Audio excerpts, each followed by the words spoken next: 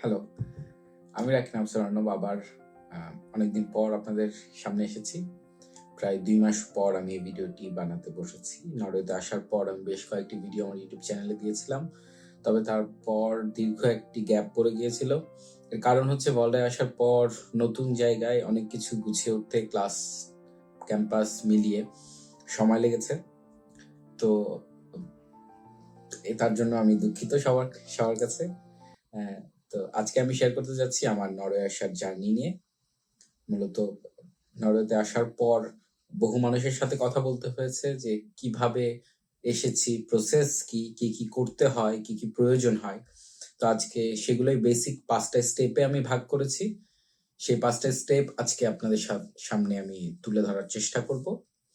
স্বাভাবিকভাবেই একটা লিস্ট রয়েছে আমার সামনে যেগুলো ভাগ করা 5টা স্টেপে, সেগুলো আমি পড়বো এবং বিশ্লেষণ করার চেষ্টা করব এবং ভিডিওর বিভিন্ন স্টেপে সম্ভবত কোনো স্টেপে লিস্টের কিছু অংশ ভিডিও স্ক্রিনেও আপনারা দেখতে পাবেন। আমি শুরু করছি।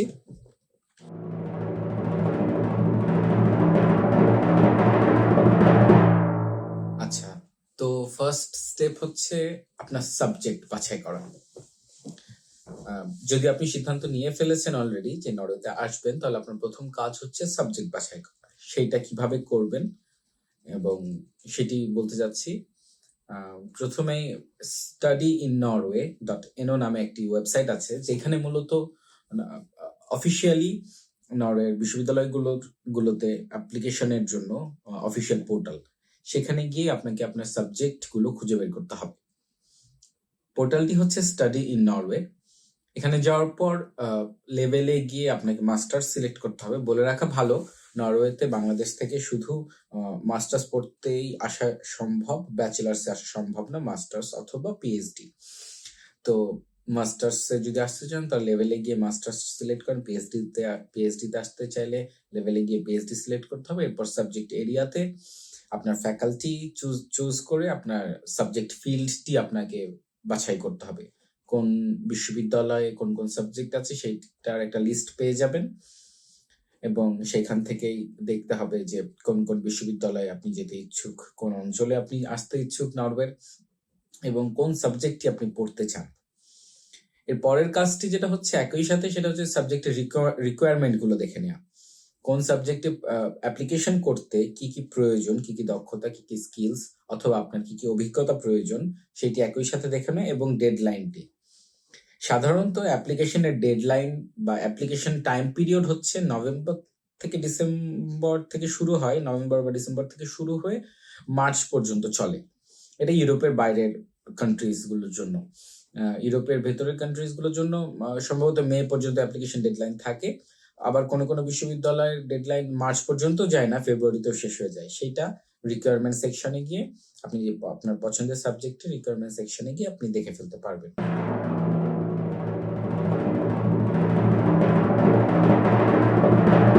আচ্ছা, তো এবার সেকেন্ড স্টেপ।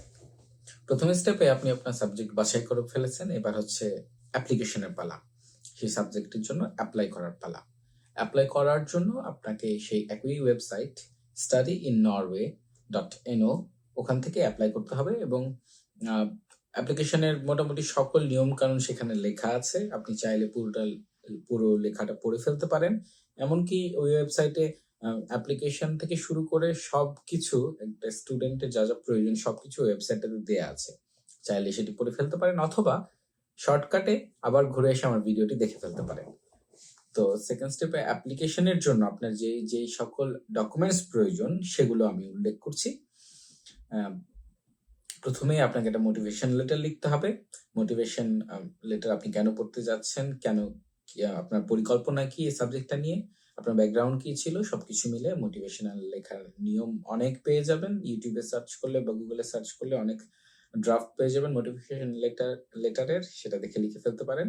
এরপরে যেটা প্রয়োজন সেটা হচ্ছে সিভি হচ্ছে আপনার ব্যাকগ্রাউন্ড নিয়ে, মূলত যে আপনার কি করেছেন তা সিভিতে দিতে হবে। এর পরের যে পয়েন্ট হচ্ছে সেটা হচ্ছে একটা পোর্টফোলিও অথবা শোরিল। অধিকাংশ সাবজেক্টেই অ্যাপ্লিকেশনের জন্য এটি ম্যান্ডেটরি থাকে, আমার সাবজেক্টের ক্ষেত্রে ছিল। তো পোর্টফোলিও অথবা শোরিল হচ্ছে যে আপনি যা যা কাজ করেছেন। ধরুন আপনি একটি সিনেমা বানিয়েছেন, তো সেই সিনেমাটি ইউটিউবে থাকতে পারে অথবা অন্য কোনো ওয়েবসাইটে থাকতে পারে। সেইটি তাদের দেখার সুযোগ করে দেওয়ার জন্য একটি ডকুমেন্টস বা একটি ওয়েবসাইট প্রদান করা, সেটি হচ্ছে আপনার পোর্টফোলিও অথবা শরীর হিসেবে ব্যবহার হতে পারে। আইএলটিএস সার্টিফিকেট, এর পরের পয়েন্ট হচ্ছে আইএলটিএস সার্টিফিকেট, যেটি হচ্ছে মাস্ট আপনার ইংলিশ ল্যাঙ্গুয়েজ স্কিল যে আপনি দেখাবেন, সেটা সার্টিফিকেটটি দিতে হবে। নরওয়ের ক্ষেত্রে উল্লেখ করা ভালো যে হচ্ছে যে সর্বনিম্ন 6 পয়েন্ট হতে হয়। আমার যতদূর জানা আছে সর্বনিম্ন 6 এবং 6 পয়েন্ট থেকে তাদের রিকোয়ারমেন্ট শুরু হয়। 7.5 পর্যন্ত সম্ভবত যায়। আপনি যে সাবজেক্টটি চুজ করছেন সেই সাবজেক্টের রিকোয়ারমেন্টে গিয়ে আপনি দেখে ফেলতে পারেন।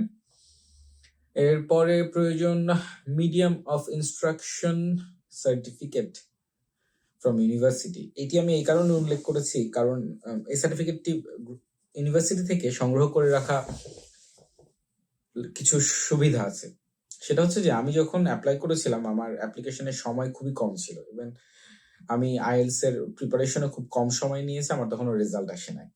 তো এমন যদি আপনাদের সাথে হয়ে থাকে, হতেও পারে কারোর সাথে, সেই কারণে ইউনিভার্সিটি থেকে প্রাথমিকভাবে মিডিয়াম অফ ইনস্ট্রাকশনের সার্টিফিকেটটা তুলে নিয়ে সেটি দিয়ে আপাত দৃষ্টিতে অ্যাপ্লিকেশন পোর্টালে জমা দেওয়া যায় এবং বিশ্ববিদ্যালয়ের সাথে কথা বলে পরে অ্যাজ এ সার্টিফিকেটটা দেওয়া সম্ভব। আমার ক্ষেত্রে সেটা হয়েছিল, সে কারণে আমি এটা লিস্টে ইনক্লুড করেছি। এ বাদে আর যা প্রয়োজন খুবই বেসিক জিনিস, বার্থ সার্টিফিকেট ইংলিশে অবশ্যই, আপনার গ্র্যাজুয়েশন বা ব্যাচেলার্স এর সার্টিফিকেট এবং হচ্ছে ট্রান্সক্রিপ্ট অথবা মার্কশিট।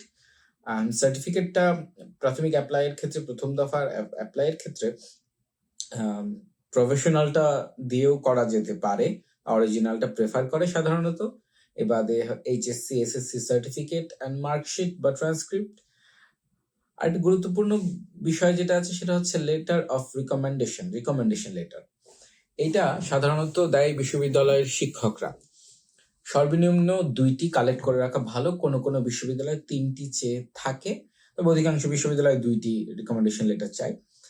এই রিকমেন্ডেশন লেটার আপনার বিশ্ববিদ্যালয়ের শিক্ষকের কাছে গিয়ে বললেই হবে, ওনাদের কাছে ফরম্যাট থাকে, উনি শুধু আপনার নামে একটি রিকমেন্ডেশন লেটার ইস্যু করবেন এবং এইটার ফরমেশন মূলত শিক্ষকদের কাছেই থাকে। এটা নিয়ে চিন্তা করার খুব বেশি কোনো কারণ নেই। এরপরে হচ্ছে ইন্টার্নশিপ ভেরিফিকেশন। আপনারা যদি কেউ ইন্টার্নশিপ করে থাকেন তাহলে উচিত হবে ইন্টার্নশিপের ভেরিফিকেশনে সকল ডকুমেন্টস গুলো প্রদান করা। এর মধ্যে যা যা রয়েছে তা হচ্ছে প্লেসমেন্ট, অ্যাকসেপ্টেন্স অ্যান্ড অ্যাকমপ্লিশমেন্ট। তো প্লেসমেন্ট, অ্যাকসেপ্টেন্স, অ্যাকমপ্লিশমেন্ট দুটো করে প্রায় লেটার থাকে, একটা ভার্সিটি থেকে, একটা হচ্ছে ইন্টার্ন অর্গানাইজেশন থেকে। এবারে পাসপোর্ট তো অবশ্যই প্রয়োজন, এছাড়া ন্যাশনাল আইডেন্টিটি এনআইডি, আর হচ্ছে ড্রাইভিং লাইসেন্স যদি থেকে থাকে এক্সট্রা আইডেন্টিটি কার্ড হিসেবে ব্যবহার করার জন্য। এর পরের কাজ ডকুমেন্ট গুলো সংগ্রহ করে নিয়ে, আমি সাজেস্ট করব ডকুমেন্টস গুলো মোটামুটি যদি সম্ভব হয় নভেম্বরের আগে সবগুলো কালেক্ট করে নেওয়া। এরপর studyinnorway.no তে গিয়ে অ্যাপ্লাই করে ফেলুন। আপনার সেকেন্ড পার্ট এখানেই সমাপ্তি।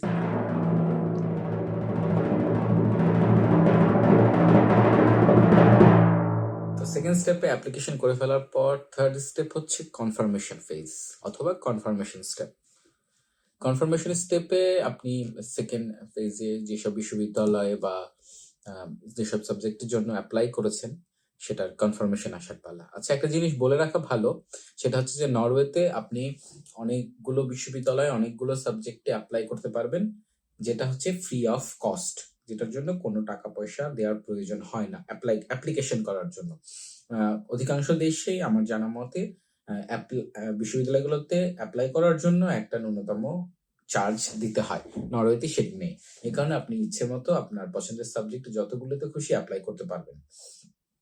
আচ্ছা, থার্ড স্টেপে যেটা হচ্ছে, প্রথমেই আপনার কনফার্মেশন লেটারের জন্য অপেক্ষা করতে হবে অ্যাপ্লিকেশন করে দেওয়ার পরে, এবং কনফার্মেশন লেটার অথবা অফার লেটার আপনার প্রথমে ইমেইলে আসবে যে আপনার এই বিশ্ববিদ্যালয়ে আপনি এই সাবজেক্টে পড়তে আগ্রহী ছিলেন, এখানে আপনার অ্যাপ্লিকেশন একসেপ্ট করা হয়েছে।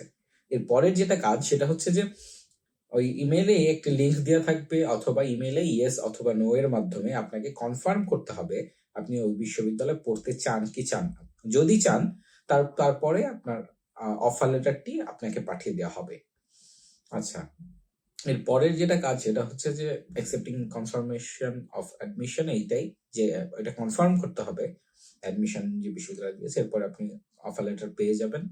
এরপরের কাজ হচ্ছে হাউজিং সিলেকশন অথবা ডর্ম সিলেকশন। আপনি যেখানে থাকতে চান সেইটা সিলেক্ট করতে হবে। বিশ্ববিদ্যালয়ের সেই ইমেলেই একটি লিঙ্ক দেওয়া থাকবে, যেটার মাধ্যমে ওই লিঙ্ক থ্রুতে গিয়ে আপনার পছন্দের হাউজিংটি আপনাকে বাছাই করে ফেলতে হবে।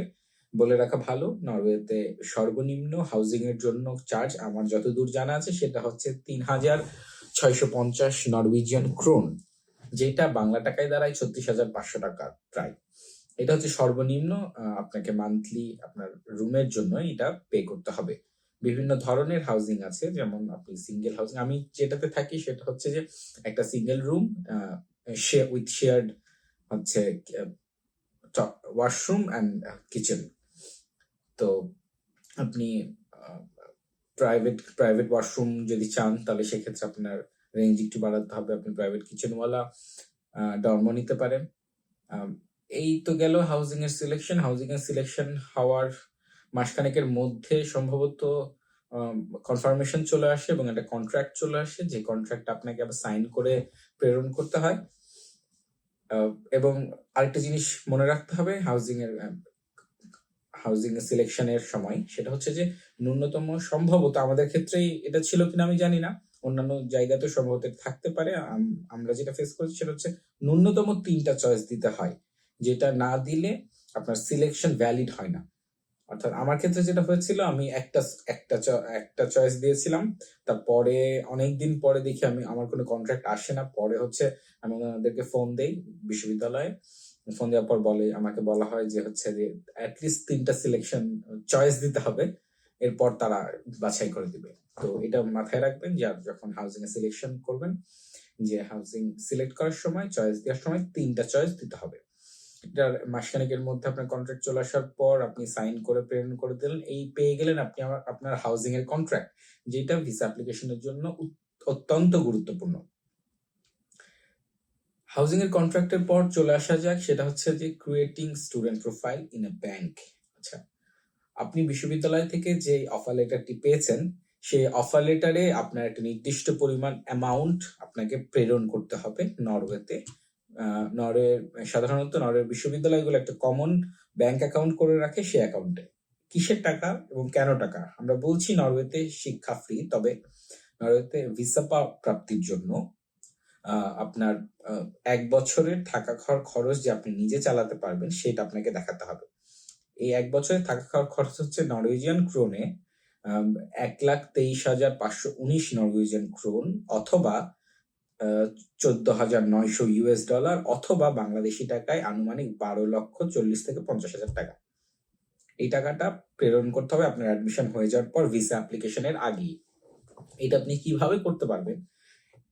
এখানে যেটা সুবিধা হচ্ছে, আপনি বাংলাদেশে বসে নরওয়েতে কোনো অ্যাকাউন্ট খুলতে পারবেন না, কিন্তু এই টাকাটা আপনাকে পাঠাতে হবে। এই কারণে বিশ্ববিদ্যালয় একটা কমন অ্যাকাউন্ট নাম্বার আপনাকে দিয়ে দেয়, যে অ্যাকাউন্টে আপনি এই টাকাটা পাঠিয়ে এই রিসিপ্টটা ভিসা অ্যাপ্লিকেশনের সময় দেখাতে পারবেন। সেই কারণে বাংলাদেশের যে কোনো ব্যাংকে, অধিকাংশ ব্যাংকই স্টুডেন্ট প্রোফাইল খুলে থাকে।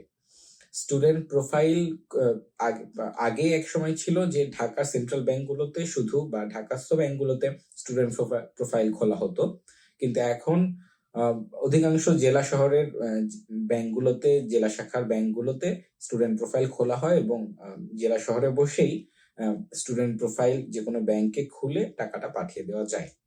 সেই ক্ষেত্রে মনে রাখতে হবে, আপনার বিশ্ববিদ্যালয় যখন আপনাকে টাকার অ্যামাউন্টটি দিবে, ব্যাংকগুলো সাধারণত যেটা চায় সেটা হচ্ছে যে বাংলাদেশে ক্রোনার ভাঙানোর কোনো উপায় নাই, সেই জন্য বিশ্ববিদ্যালয়ের কাছ থেকে চেয়ে নেওয়া যে যত ক্রোনার আমাকে দিতে হবে সেটা ইউএসডি-তে অথবা ইউরোতে রূপান্তরিত করে দিতে। এটা যদি আপনি আগে থেকে নিয়ে ব্যাংকে যান তাহলে আপনার হ্যারাসমেন্ট অনেক কমতে পারে, আপনার বেশি দিন ব্যাংকে যাওয়া লাগবে না। অর্থাৎ যত ক্রোনার আপনাকে বিশ্ববিদ্যালয়ে পাঠাতে হবে, যেহেতু প্রতি বছর আলাদা আলাদা থাকে, আমি একটা রাফ এস্টিমেট দিয়েছি আমার যত পাঠাতে হয়েছে সেটা। তবে এটা বিশ্ববিদ্যালয়ের কাছে চেয়ে নেবেন ইউরোতে অথবা ডলারে, তাদেরকে বললেই তারা একটা ডকুমেন্টস দিয়ে দিবে যে এত ডলার বা এত ইউরো দরকার, সেইটা ব্যাংকে নিয়ে গেলে তাদের জন্য কনভার্ট করতে একটু সুবিধা হয়। আমাদের থার্ড স্টেপের কনফার্মেশন প্রসেস মোটামুটি এখানেই শেষ। এবার আমরা চলে যাচ্ছি ফোর্থ স্টেপে।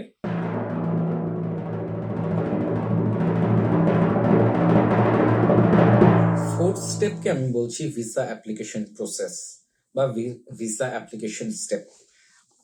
আপনি প্রথমে বিশ্ববিদ্যালয় সাবজেক্ট চয়েস করে ফেলেছেন, বিশ্ববিদ্যালয় চয়েস করে ফেলেছেন, অ্যাপ্লাই করে ফেলেছেন, আপনার কনফার্মেশন লেটার চলে আসছে, আপনার অফার লেটার চলে আসছে, আপনার হাউজিং আপনি চুজ করে ফেলেছেন, হাউজিং এর কন্ট্রাক্ট চলে আসছে, আপনি টাকা পাঠিয়ে দিয়েছেন। এর পরের যেটা কাজ সেটা হচ্ছে ভিসার জন্য অ্যাপ্লাই করা, নরওয়েতে আসার জন্য। আচ্ছা, নরওয়ের ভিসা মূলত দেয় হচ্ছে বাংলাদেশে, বা নরওয়ে এম্বাসি বাংলাদেশে নেই, তবে ড্যানিশ এম্বাসি, ডেনমার্ক এম্বাসির মাধ্যমে বাংলাদেশিদের জন্য নরওয়েজিয়ান ভিসা প্রদান করা হয়ে থাকে। তো ডেনমার্ক এম্বাসিও সরাসরি এই প্রসেসিং হ্যান্ডেলিং করে না, যেটা যারা করে তারা হচ্ছে ভিএফএস গ্লোবাল নামে একটা এজেন্ট, এবং তাদের বেশ সুনাম রয়েছে বাংলাদেশে খুব দ্রুত প্রসেস করার জন্য। ভিএফএস গ্লোবালে আপনাকে অ্যাপয়েন্টমেন্ট নিতে হয়। আপনার যখন এটা আনুমানিক যদি একটা সময় ধরে নেওয়া হয় তাহলে হচ্ছে যে অধিকাংশ ভিসা প্রসেসিং হয় এপ্রিল মে জুন জুলাই এরকম সময়ের মধ্যে। তো আপনি ভিএফএস এ অ্যাপয়েন্টমেন্ট নিতে হবে। অ্যাপয়েন্টমেন্ট নেওয়ার পর হচ্ছে সেখানে সকল আপনার ডকুমেন্ট সাবমিট করতে হবে। ভিএফএস আপনার হয়ে ড্যানিশ এম্বাসির মাধ্যমে নরওয়েজিয়ান ভিসা এনে দেবে। আচ্ছা, প্রসেসিংটা কিভাবে হয় এবং কাগজপত্র ডকুমেন্টস মূলত কি কি লাগে সেটা নিয়ে একটু কথা বলি। সেটা হচ্ছে যে স্বাভাবিকভাবেই পাসপোর্ট লাগবে, আপনার ভ্যালিড পাসপোর্ট, 1 বছরের মেয়াদ সম্পন্ন। এর পাশাপাশি লাগবে হচ্ছে পাসপোর্টের ফটোকপি, যেটা আমি সাজেস্ট করব কালার প্রিন্ট, এবং যেটা হওয়া উচিত কালার প্রিন্ট, এবং খুব ক্লিয়ার কালার প্রিন্ট করে নিয়ে যাবেন ভিএফএস এর যেদিন অ্যাপয়েন্টমেন্ট, আপনার অ্যাপয়েন্টমেন্টের দিন জমা দিতে, না হলে ওরা আবার প্রিন্ট করতে বলে। আচ্ছা, এরপর যেটা লাগবে ইউডিআই এর অ্যাপ্লিকেশন ফর্ম। ইউডিআইটা কি? ইউডিআইটা হচ্ছে নরওয়েজিয়ান যে প্রতিষ্ঠান, নরওয়ের যে প্রতিষ্ঠান ভিসা গুলো একসেপ্ট করে এবং ভিসা প্রদান করে, তাদের নাম হচ্ছে ইউডিআই। ইউডিআই এর একটা অ্যাপ্লিকেশন ফর্ম আছে, যে ফর্মে আপনি আপনার যাবতীয় তথ্য দিবেন, আপনি পড়তে আসছেন, কোথায় থাকবেন না থাকবেন, আপনার ফান্ডিং কি, আরো অনেক কিছু। এই ফর্মটা ইউডিআই এর ওয়েবসাইটে গিয়ে ভিসা অ্যাপ্লিকেশন ফর্ম পেয়ে যাবেন, সার্চ দিলেই সেটা নামিয়ে পূরণ করে সেটা রাখতে হবে, সেটা নিয়ে যেতে হবে। এর পাশাপাশি আরেকটা যেটা আছে সেটা হচ্ছে পাসপোর্ট সাইজ ছবি। পাসপোর্ট সাইজ ছবি ইউরোপিয়ান ফরম্যাটে যে কোনো স্টুডিওতে গিয়ে অথবা আপনি গুগল করে দেখে ফেলতে পারেন, সেটা একটা আলাদা সাইজ আছে, সেটা ব্যাকগ্রাউন্ড হয় সাদা, লাইট কিছু একটা ব্যাকগ্রাউন্ড হতে হবে। এটা ইউরোপিয়ান ফরম্যাটের পাসপোর্ট সাইজ ছবি লাগবে। এর পাশাপাশি যা যা লাগবে তা হচ্ছে অ্যাডমিশন লেটার বা অফার লেটার, বিশ্ববিদ্যালয় থেকে যেটা পেয়েছেন, আপনার বিশ্ববিদ্যালয়ে ভর্তির যে লেটারটা সেটাই হচ্ছে অ্যাডমিশন লেটার বা অফার লেটার। আর যা লাগবে সেটা হচ্ছে ফান্ড ট্রান্সফারের পেপার অথবা ফান্ড ট্রান্সফারের রিসিপ্ট। সেটা হচ্ছে যে আপনি বিশ্ববিদ্যালয়ের ব্যাংক অ্যাকাউন্টে যেই টাকাটি পাঠিয়েছিলেন সেই সময় আপনার ব্যাংক থেকে, অথবা আপনার ব্যাংক থেকে একটা রিসিপ্ট পাবেন, তবে আপনি বিশ্ববিদ্যালয় থেকেও একটি আপনাকে রিসিপ্ট দেওয়া হবে যে আপনার টাকাটি পৌঁছে গিয়েছে নরওয়েতে, এবং সেটার একটা কনফার্মেশন রিসিপ্ট বিশ্ববিদ্যালয়ের পক্ষ থেকে আপনাকে প্রেরণ করা হবে টাকাটি নরওয়েজিয়ান ব্যাংক অ্যাকাউন্টে পৌঁছে যাওয়ার পরে। আচ্ছা, এরপর হচ্ছে যে লাগবে হচ্ছে ইউডিআই এর চেকলিস্ট। ইউডিআই চেকলিস্ট হচ্ছে আপনি যে সকল ডকুমেন্টস গুলো জমা দিবেন আপনার অ্যাপয়েন্টমেন্টের দিন ভিএফএস এ, সেই দিন ডকুমেন্টস কি ডকুমেন্টস জমা দিচ্ছেন সেটার একটা চেক লিস্ট আছে ইউডিআর ওয়েবসাইটে, সেটাই নামিয়ে সেই চেক লিস্টটা পূরণ করে অনলাইনেই পূরণ করে ফেলা যায়। পূরণ করে সেটা প্রিন্ট করে সেটার একটা কপি লাগবে। এর পাশাপাশি লাগবে হচ্ছে হাউজিং এর কন্ট্রাক্ট পেপার। হাউজিং এর কন্ট্রাক্ট পেপার খুব স্বাভাবিক, আপনি যে কন্ট্রাক্ট পেপারটি পেয়েছেন কনফার্মেশন স্টেপে আমরা বলেছি যে আপনার হাউজিং অ্যাপ্লাই করার পর আপনার একটা কন্ট্রাক্ট পেপার আসবে, যেটা আপনি সাইন করে পাঠাতে হবে। সাইন পেপারটা আপনি হচ্ছে প্রিন্ট করে নিয়ে যাবেন আপনার অ্যাপয়েন্টমেন্টের দিন। এর পাশাপাশি লাগবে হচ্ছে ভিসা পেমেন্টের রিসিট। আচ্ছা, ভিসা পেমেন্টের রিসিট কি? ভিসা পেমেন্টের রিসিট হচ্ছে যে, যেহেতু ড্যানিশ এম্বাসির মাধ্যমে আপনার ভিসা প্রসেস হয়, ভিএফএস এর অ্যাপয়েন্টমেন্টের দিন যাবার আগে হচ্ছে যে ড্যানিশ এম্বাসিতে আপনাকে একটা পরিমাণে টাকা দিতে হবে, সেটা হচ্ছে যে 1455 ড্যানিশ ক্রোনার, যেটা বাংলা টাকায় প্রায় 19,000 টাকার আশেপাশে। এই টাকাটা আপনার ভিসার জন্য ড্যানিশ এম্বাসিকে দিতে হয়। এটা অনলাইন পে করতে হয়। ড্যানিশ এম্বাসির ওয়েবসাইটে গিয়ে আপনি এই টাকা পে করার লিঙ্কটি পেয়ে যাবেন। সেখানে ওই টাকাটা পে করে সেটার যে রিসিপ্টটা দিবে সেটা যত্ন সহকারে রাখতে হবে, এবং ভিসা অ্যাপ্লিকেশনের কাগজপত্র জমা দিতে যেদিন ভিএফএস এ যাবেন সেই দিন সাথে এই রিসিপ্টটিও নিয়ে যেতে হবে।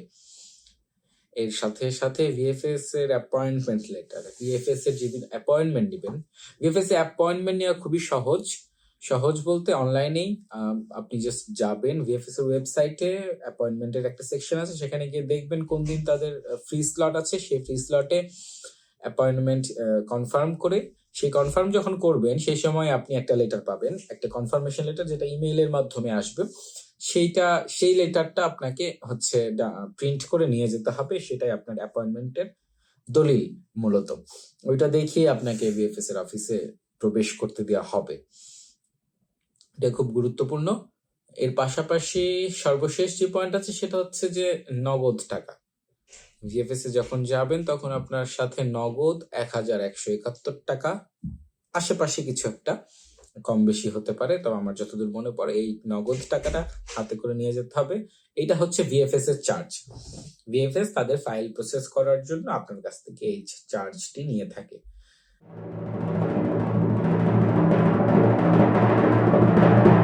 আফটার গেটিং ভিসা, আচ্ছা আফটার গেটিং ভিসা না, আফটার গেটিং ভিসাই বলা চলে। আপনি এরপর হচ্ছে যে সব ডকুমেন্টস নিয়ে ভিএফএস এ অ্যাপ্লাই করলেন, অ্যাপ্লাই করার পর 1 মাসের মধ্যে আপনার ভিসার কনফার্মেশন চলে আসার কথা, একটা মেইল পেয়ে যাবেন ইউডিআই থেকে যে আপনার ভিসা অ্যাকসেপ্টেড হয়েছে।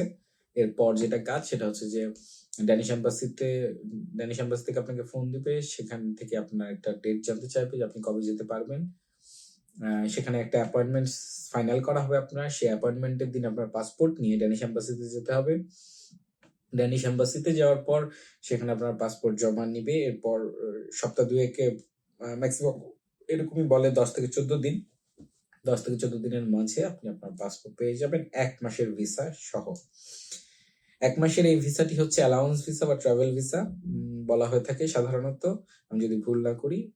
এটা শুধু নরওয়েতে আসা অবধি, কারণ এখানে এসে আপনার আরো কাজ রয়েছে, সেটা নিয়ে পরে বলছি। এরপর যেটা কাজ, ভিসা পেয়ে গেছেন, বাজার করতে হবে। আপনার জামা কাপড়, আপনার বাংলাদেশি, এশিয়ান বা দেশি যত মশলাপাতি সেগুলো নিয়ে ফেলতে হবে। আর যা যা প্রয়োজন আপনার দেশ থেকে সে সকল কিছু বাজার করে ফেলতে হবে, এটা কাজ। এর পরের কাজ হচ্ছে টিকিট কাটা। সাধারণত টিকিট স্টুডেন্টরা নরওয়েতে আসে জুলাই আগস্টের দিকে, সেপ্টেম্বর থেকে সেশন শুরু হয়, সেমিস্টার শুরু হয়, সেমিস্টার একাডেমিক ক্লাস। অধিকাংশ কিছু কিছু বিশ্ববিদ্যালয়ের অগাস্টের 16-17 তারিখ থেকে ফাউন্ডেশন ক্লাসের মতো শুরু হয়ে যায়, সেটা ফাউন্ডেশন অথবা ইনফরমেশন ক্লাসের মতো। তো জুলাই আগস্টের মাঝামাঝি আপনাকে টিকিট কাটতে হবে এবং প্লেনে চড়ে নরওয়েতে চলে আসতে হবে। এই আমাদের 4th স্টেপ শেষ এবং আমরা চলে যাচ্ছি আমাদের 5th স্টেপে।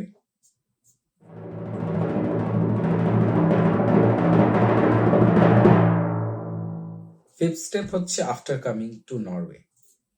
নরওয়েতে আসার পর কি কি করতে হবে বা কি কি ফেস করবেন সেটা নিয়ে সংক্ষিপ্তভাবে একটু বলবো। নরওয়েতে আসার পর প্রথমেই যদি কোভিড সিচুয়েশন সেম থাকে তাহলে আপনাকে কোয়ারেন্টাইন করতে হবে। আপনি যদি ইউরোপের বাইরে থেকে আসেন, বাংলাদেশ থেকে আসলে অবশ্যই কোয়ারেন্টাইন করতে হবে। কোয়ারেন্টাইনের সময় 7 থেকে 10 দিন। তো 7 থেকে 10 দিন আপনাকে কোয়ারেন্টাইনে থাকতে হবে। এই কোয়ারেন্টাইনের যে টাকাটা সেটা হচ্ছে পে করবে মূলত এখানকার সরকার অথবা বিশ্ববিদ্যালয়।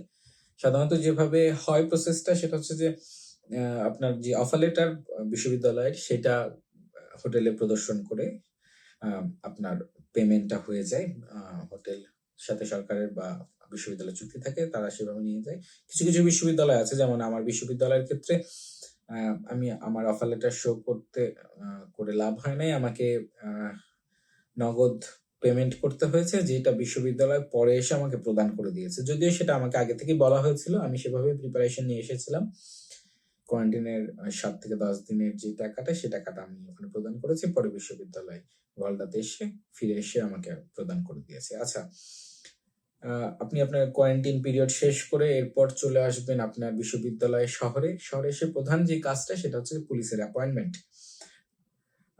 মনে করিয়ে দিই যে আপনার পাসপোর্টে যে ভিসাটি লেগেছে সেটা হচ্ছে মাত্র 1 মাসের। সেটার কারণ হচ্ছে যে এই 1 মাসের মধ্যে আপনাকে পুলিশের অ্যাপয়েন্টমেন্ট করে আপনার নরওয়েজিয়ান ন্যাশনাল আইডি কার্ডটি গ্রহণ করতে হবে। এই কারণেই মূলত পুলিশ অ্যাপয়েন্টমেন্টটি নেওয়া। তো সাধারণত বিশ্ববিদ্যালয়গুলো এটা নিয়ে হেল্প করে। আপনি অনলাইনে পুলিশ অ্যাপয়েন্টমেন্ট নিতে পারেন, অথবা বিশ্ববিদ্যালয়গুলো ইন্টারন্যাশনাল স্টুডেন্টদের জন্য 1টি বা 2টি বা 3টি ডেট ফিক্স করে, যে ডেটে হচ্ছে যে ইন্টারন্যাশনাল স্টুডেন্টরা পুলিশ স্টেশনে গিয়ে তাদের হাজিরা দিয়ে আসে। তো এই হাজিরা দেওয়ার কারণ কি? হাজিরা দেওয়ার কারণ হচ্ছে ওখানে গিয়ে আপনার অ্যাড্রেসটা, আপনি কোথায় আছেন এটা কনফার্ম করা, আপনি এখানে পৌঁছেছেন সেটা পুলিশকে কনফার্ম করা, এবং আপনার ছবি তোলা হয়, আপনার ফিঙ্গারপ্রিন্টস নেওয়া হয়, এবং আপনার সাইন নেওয়া হয়। আরো অনেক কিছু কনফার্ম করা হয়। এটার কারণ হচ্ছে যে আপনার সেই ন্যাশনাল আইডি কার্ড যেটা প্রদান করা হবে সেটার জন্য। পুলিশ অ্যাপয়েন্টমেন্টের মোটামুটি সপ্তাহ 2-এর মাঝে আপনার এনআইডি ন্যাশনাল আইডি কার্ড, একটা ইউরোপিয়ান কার্ড, এটা রেসিডেন্স পারমিট, আমি সরি, সেই রেসিডেন্স কার্ডটা আপনার চলে আসবে 2 সপ্তাহের মাঝে। রেসিডেন্স কার্ড আসার সাথে সাথে আপনি আরেকটা বাই পোস্টে আসবে, এটা আপনার ডর্মের পোস্ট বক্সে সেটা পেয়ে যাবেন। এর সাথে সাথে আপনি আরেকটা জিনিস পাবেন, আরেকটা ডকুমেন্টস, যেটাতে আপনার ন্যাশনাল আইডি নাম্বার থাকবে একটা।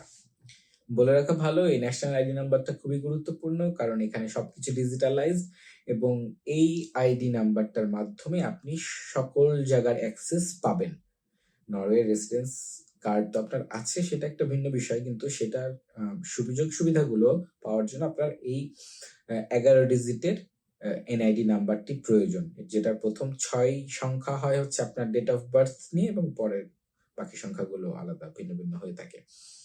তো আপনার এই দুটো কাগজ ডকুমেন্টস পেয়ে যাওয়ার পরে আপনার পরের কাজ হচ্ছে যে ব্যাংক অ্যাকাউন্ট খোলা। আপনার ব্যাংক অ্যাকাউন্ট খুলতে এই দুটো ডকুমেন্টস প্রয়োজন, এবং আপনার পাসপোর্টের সাথে প্রয়োজন। চলে যাবেন ব্যাংকে। আমি খুলেছিলাম স্পারে ব্যাংক 1 থেকে। দিনে দিনে আমার ব্যাংক অ্যাকাউন্ট খুলে গিয়েছিল, কোনো সমস্যা হয়নি। কোনো কোনো স্থানে, এলাকা ভেদে, যেখানে অনেক মানুষ থাকে, স্থান ভেদে, অঞ্চল ভেদে দেরি হতে পারে।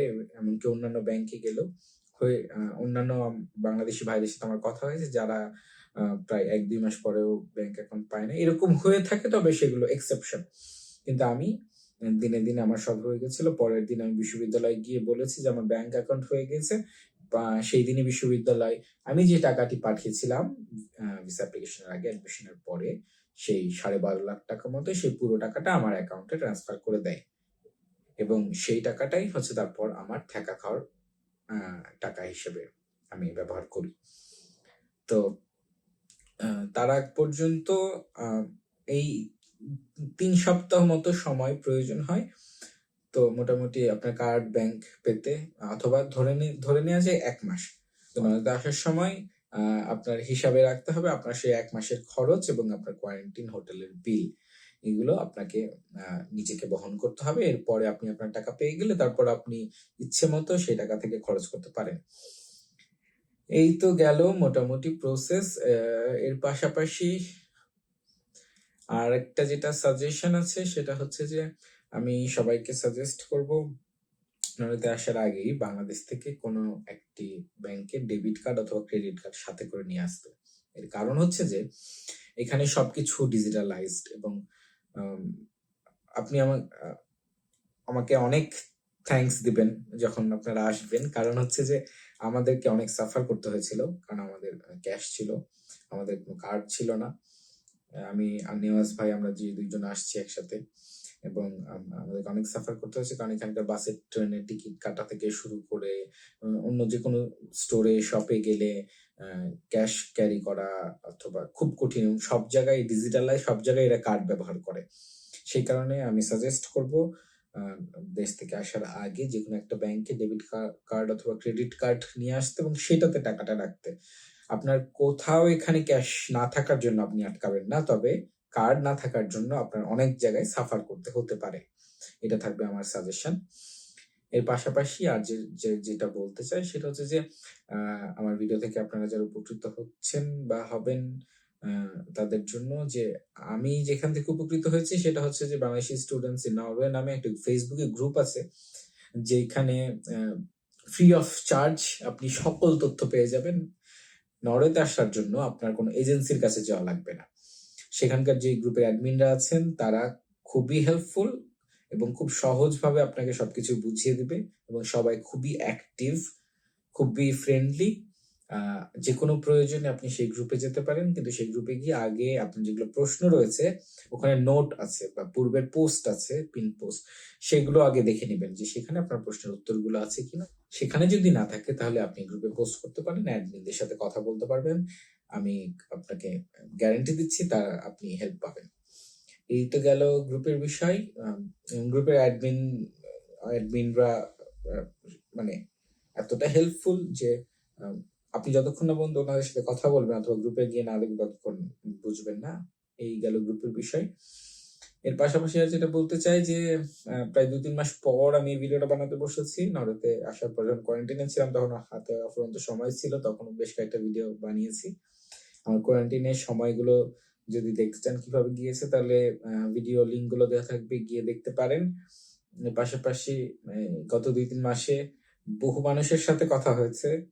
আমি কিভাবে নরওয়েতে এসেছি, প্রসেস গুলো কি কি, কঠিন কিনা, সহজ কিনা, কিভাবে কি করলাম এগুলো জানতে চেয়ে প্রায় প্রতিদিন এখনো কয়েকজন মানুষের সাথে প্রতিদিন কথা বলতে হয় এই প্রসেস গুলো নিয়ে। তো এটাকে সহজ করার জন্য আমি মূলত এই ভিডিওটা আমার করা। এই ভিডিওটার মাধ্যমে মোটামুটি ধারাবাহিকভাবে এভারেজে যা যা তথ্য প্রয়োজন তা আমি প্রদান করেছি, এবং আপনাদের যাদের প্রয়োজন তারা ভিডিওটি শেয়ার করে দেখতে পারেন, সেভ করে রাখতে পারেন, আপনার বন্ধু বান্ধবদের সাথে শেয়ার করতে পারেন, অভিভাবকদের সাথে শেয়ার করতে পারেন। আমার মনে আছে আমি যখন আসি তখন খুব বাংলা খুব ভিডিও ছিল না নরওয়েতে আসা নিয়ে। তো আমার অভিভাবকরাও ভিডিও দেখতে চাইতেন, সেই ক্ষেত্রে আপনার অভিভাবকদের সাথেও শেয়ার করতে পারেন। ভিডিওটা আমি এই বেসিক তথ্যের বাইরে যদি আরো কোনো কিছু জানার থাকে তাহলে কমেন্ট করে আমাকে জানাতে পারেন। আসলে প্রত্যেকটা পয়েন্ট নিয়ে আলাদা আলাদা করে ভিডিও বানানো যায়, তবে ধারাবাহিকভাবে স্বাভাবিক যেগুলো তথ্য, প্রাথমিক যেগুলো তথ্য প্রয়োজন সেগুলো আমি ভিডিওর মধ্যে দেওয়ার চেষ্টা করেছি। কতটুকু পেরেছি আমি জানি না, আমি কোনো স্পেশালিস্ট নই, আমি কোনো জ্ঞান দিতে আসিনি। আমি কিভাবে প্রসেস গুলো করেছি আমি সেগুলো তুলে ধরার চেষ্টা করলাম এই ভিডিওর মাধ্যমে আপনাদের সামনে। যদি আরো ক্রিটিক্যাল কোনো বিষয় নিয়ে জানার থাকে তাহলে কমেন্ট করে জানাতে পারেন, হয়তো সেই গ্রুপের যারা অ্যাডমিন আছেন তাদের সাথে আমি কনসাল্ট করে তাদেরকে হয়তোবা কোনো একদিন নিয়ে এসে সেই প্রশ্নগুলোর উত্তর আপনাদের সামনে তুলে ধরার যদি সম্ভব হয় তাহলে তুলে ধরবো। তবে আপনাদের যা যা জানার ইচ্ছা আমি চেষ্টা করব সেগুলো জানানোর। যেভাবেই হোক, ভিডিওটি যদি ভালো লেগে থাকে তাহলে লাইক, শেয়ার, সাবস্ক্রাইব করবেন, এবং অনেকদিন পর ভিডিও দিচ্ছি, আশা করি যে আরো নতুন কনসেপ্টের প্রতি আমার ইন্টারেস্ট আসবে। আসলে আমি ভিডিও বানাতে গিয়ে নর্মাল ভিডিও বলতে প্রতিনিয়ত মানুষ যেটা করে ট্রাভেল ব্লগ, আমি সেরকম করতে চাই না। আমি ইনফরমেটিভ ভিডিও বানাতে চাই, কিন্তু খুব একটা আমার মাথায় আসে না, সেই কারণে আমি ভিডিও কম দিই। তবে চেষ্টা করব সামনে কোনো একটা টপিক ধরে ভিডিও করার, এবং আপনাদের যদি আরো কোনো ভিডিও দেখার ইচ্ছা থাকে তাহলে আমাকে বলতে পারেন, আমি সেই ধরনের ভিডিও করার চেষ্টা করব। আর অনেকেই অনেক প্রশ্ন করতেন, আশা করি তাদের সকলের প্রশ্নের উত্তর এই ভিডিওটার মধ্যে আছে টুকটাক যা থাকার। এর বাইরে কোনো প্রশ্ন থাকলে আবারও বলছি আমার সাথে সরাসরি যোগাযোগ করতে পারেন। আমি খুব ফ্রি একজন মানুষ। অনেকেই সরাসরি আমার ইউটিউবে একটা ভিডিও দেখে যোগাযোগ করেছেন, এবং আমি চেষ্টা করেছি যতটুকু সম্ভব হেল্প করার। আমি সর্বশেষে আমার পরিচয় আরেকবার দিয়ে শেষ করতে চাই। আমি রাকিন আফসার অর্ণব। আমি ওয়ালডা ইউনিভার্সিটি কলেজ নরওয়েতে মাস্টার্স ইন মিডিয়া প্র্যাকটিসেস এ পড়ছি। আমার ব্যাকগ্রাউন্ড ছিল journalism and mass communication Daffodil international university থেকে। আমি 2020 সালে আমার গ্র্যাজুয়েশন কমপ্লিট করেছি এবং 2021 সালে অর্থাৎ এই বছরে আমি আমার মাস্টার্স করার জন্য নরওয়েতে এসেছি। সকলকে ধন্যবাদ। ভালো থাকবেন, সুস্থ থাকবেন। দেখা হবে নেক্সট ভিডিওতে।